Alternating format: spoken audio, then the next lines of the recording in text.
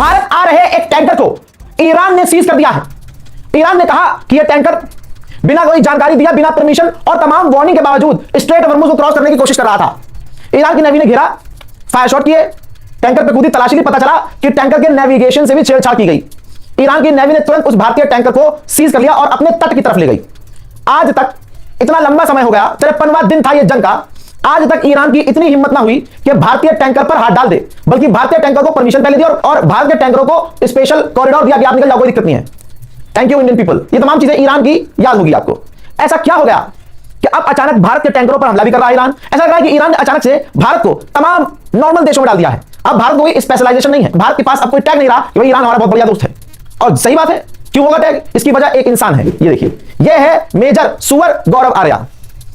आप नोटिस कीजिए, मेरे जितने भी हिंदू भाई हैं, मुसलमानों को किनारे कीजिए, आप खुद सोचिए, जितने भी हिंदू भाई हैं, कि जिस दिन इसने स्टेटमेंट दिया कि मैं इजराइल का सगा भाई हूं, इजराइल के हम सगे भाई हैं, इजराइल को इसने अपना सगा भाई करार दिया और इजराइल को उकसाते हुए इसने कहा कि लेबनान पर 100 बम और मारे, यानी लेबनान में जो नरसंहार इजराइल कर रहा है उस नरसंहार को आगे और बढ़ाए। और इजराइल को संबोधित करते हुए नेशनल टेलीविजन पर सुअर इंसान ने कहा कि इजराइल से मैं कहता हूं कि लेबनान पर 100 बम और गाजा पर 50 बम और मारे। ये वीडियो आपको याद होगी। बस इसका ये बयान था और उसके बाद तमाम वारदात भारत के साथ होना शुरू हो गई। अब मेरे प्यारे हिंदू भाइयों को सोचना चाहिए कि ईरान को ये बातें शायद बुरी लग गई है। सिर्फ एक टैंकर नहीं है, रिपोर्ट के मुताबिक एक और टैंकर है जो कि विदेशी था, इजराइल से लिंक था, तो उसे भी सीज कर लिया। यानी 2 टैंकर सीज किए हैं, एक भारत का टैंकर, एक इजराइल से लिंक टैंकर को ईरान की नेवी ने सीज किया है। उधर गुलाबी सुअर के पास लिखने के अलावा क्या है?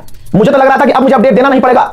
खुदा की कसम क्या बताऊं, परेशानी क्या बताऊं। ये देखिए, लिखता है गुलाबी सुअर के मुझे पता चल रहा है कि ईरान बौखलाया हुआ है स्ट्रेट ऑफ हॉर्मुज़ को खोलने के लिए। रोज उसको $500 मिलियन का नुकसान हो रहा है क्योंकि वो स्ट्रेट ऑफ हॉर्मुज़ से पैसे कमाता है, लेकिन हमारे डर की वजह से उसने बंद किया हुआ है। मुझसे कई लोगों ने, मिलिट्री के लोगों ने, पुलिस के लोगों ने बताया कि ईरान उस स्ट्रेट ऑफ हॉर्मुज़ को खोलना चाहता है लेकिन खोल नहीं रहा है। हमने उसे मजबूर किया हुआ है बैरिकेड करके। आजाद, इसकी किसी भी बात का कोई तुक नहीं है। हारा हुआ आदमी जीत की उम्मीद और यकीन और अपने लोगों को यकीन दिलाने की नाकाम कोशिश कर रहा है कि मैं जीत गया हूं। उधर गुलाबी सुअर का कहना यह है कि जुमे के दिन फ्राइडे को ईरान के साथ मीटिंग हो सकती है। मेरे दोस्तों, अमेरिका की हालत इतनी पतली है कि अमेरिका के अखबार में लिखा है कि ईरान के ड्रोन को रोकने के लिए अब अमेरिका अपने ट्रिक नहीं बल्कि यूक्रेन की टेक्नोलॉजी और ट्रिक का इस्तेमाल शुरू कर चुका है। वहीं चाइना ने एक बार फिर से तीसरी दिन इनकार कर दिया कि हमने ईरान को कोई गिफ्ट नहीं दिया है। ईरान के ऑफिशियल्स कई टुकड़ों में बटे हुए हैं। रिपोर्ट ये बताई जा रही है, अमेरिका के ऑफिशियल्स ने कहा है कि डोनाल्ड ट्रंप ने ईरान के लीडरशिप को कुछ समय दिया है क्योंकि वो अभी बटे हुए नहीं है। समय दिया है ताकि वो अपना गैप खत्म करें, मिले, बातचीत करने के लिए फिर तैयार होकर सामने आए। मेहदी फारिब आपकी स्क्रीन पर, मेहदी फारिब ध्यान से देखो। ईरान का ये मेहदी फारिब है, मुसलमान था, शिया था, लेकिन देश का गद्दार था, मूसाद के लिए जासूसी कर रहा था। ईरान ने तुरंत इसे फांसी पर लटकाकर निपटा दिया है। आजाद, आपकी स्क्रीन पर एक छोटा सा क्यूट सा बच्चा है, अमेरिका के हमलों में लंबे समय से घायल था। 3 साल का बच्चा, ईरान का ये बच्चा जिंदगी और मौत की जंग पूरी तरह से हार चुका है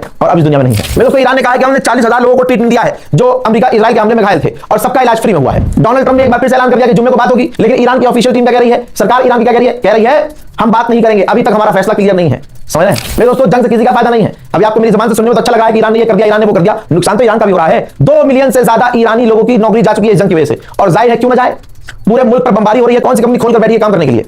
मुश्किल है। इराक के ऊपर अमेरिका ने अपनी जो औकात है वो दिखाई है। सालाना $500 मिलियन अमेरिका इराक की सरकार को आर्थिक मदद देता था, इस बार रोक दिया है। कह दिया जब तक नई सरकार नहीं बनेगी, इराक की सरकार ईरान समर्थक ग्रुप को बेकार नहीं करता, गिरफ्तार नहीं करता, उन पर कार्रवाई नहीं करता, हम पैसा नहीं देंगे। उधर ईरान लगातार इराक के अंदर कुर्दिश लड़ाकों के, आतंकियों के ठिकानों पर लगातार हमले कर रहा है। अल्लाह के मोहतरम, इस रिपोर्ट में फिलहाल के लिए इतना ही। रिपोर्ट को शेयर कीजिए, दुआ में याद रखिए। जय हिंद।